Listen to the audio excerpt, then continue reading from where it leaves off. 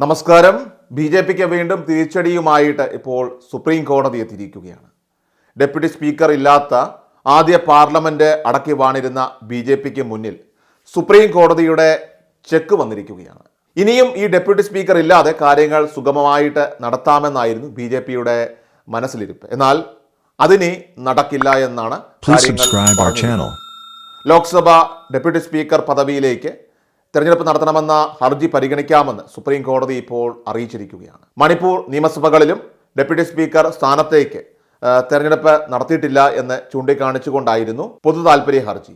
Attorney general R വെങ്കടരമണിയുടെ കൂടി സൗകര്യം അറിഞ്ഞ ശേഷം ഹർജി ലിസ്റ്റ് ചെയ്യാമെന്ന് ചീഫ് ജസ്റ്റിസ് DY ചന്ദ്രചൂഡ് അറിയിച്ചിട്ടുണ്ട്. കഴിഞ്ഞ വർഷം ഫെബ്രുവരിയിൽ ഇതേ ഹർജിയിൽ സുപ്രീം കോടതി കേന്ദ്ര സർക്കാരിനും അതോടൊപ്പം തന്നെ 5 സംസ്ഥാനങ്ങൾക്കും നോട്ടീസ് അയച്ചിരുന്നതാണ്. ലോക്സഭ ഡെപ്യൂട്ടി സ്പീക്കർ ഇത്തവണ വേണമെന്ന് സ്പീക്കർ ഓം ബിർള ആവശ്യപ്പെട്ടതും അതോടൊപ്പം തന്നെ സുപ്രീം കോടതിയുടെ ഈ ഒരു നിർണായക ഇടപെടലും ഇപ്പോൾ ബി.ജെ.പിയെ സംബന്ധിച്ച് ആകെ വലിഞ്ഞു മുറുക്കിയിരിക്കുകയാണ്.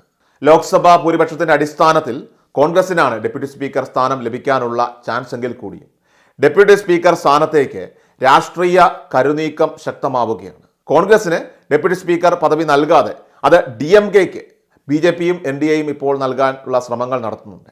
ഇന്ത്യ മുന്നണിയിൽ നിന്നും അഭിപ്രായ വ്യത്യാസം ഉണ്ടാക്കലും അതുപോലെ തന്നെ തമിഴ്നാട്ടിൽ സ്വാധീനം കൂട്ടലും ഇപ്പോൾ ലക്ഷ്യമിട്ടുകൊണ്ടാണ് ബി.ജെ.പിയുടെ ഈ ഒരു നീക്കം.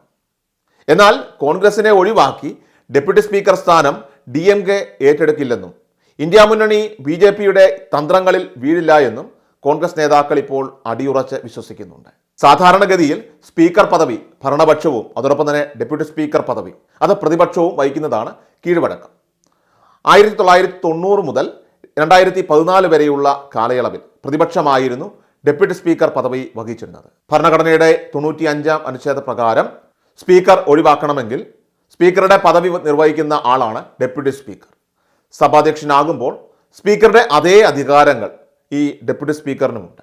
ലോക്സഭയിലെയും അതോടൊപ്പം തന്നെ നിയമസഭകളിലെയും സ്പീക്കർ തെരഞ്ഞെടുപ്പ് സഭയുടെ ആദ്യ സമ്മേളനത്തിൽ തന്നെ നടക്കുന്നതാണ്. എന്നാൽ നാളിതുവരെ ഡെപ്യൂട്ടി സ്പീക്കറിന്റെ കാര്യത്തിൽ ഒരു തീരുമാനവും വരാത്തത് വലിയ രീതിയിലുള്ള ചർച്ചകൾക്ക് വഴിവെച്ചിരുന്നു. എന്നാൽ ഇപ്പോൾ സുപ്രീം കോടതിയുടെ നിർണായക ഇടപെടൽ കൂടിയാകുമ്പോൾ എത്രയും വേഗം തന്നെ ഡെപ്യൂട്ടി സ്പീക്കർ പദവിയിൽ ഒരു തീരുമാനം ഉണ്ടാകുമെന്ന കാര്യം നമുക്ക് നിസ്സംശയം പറയാൻ സാധിക്കും.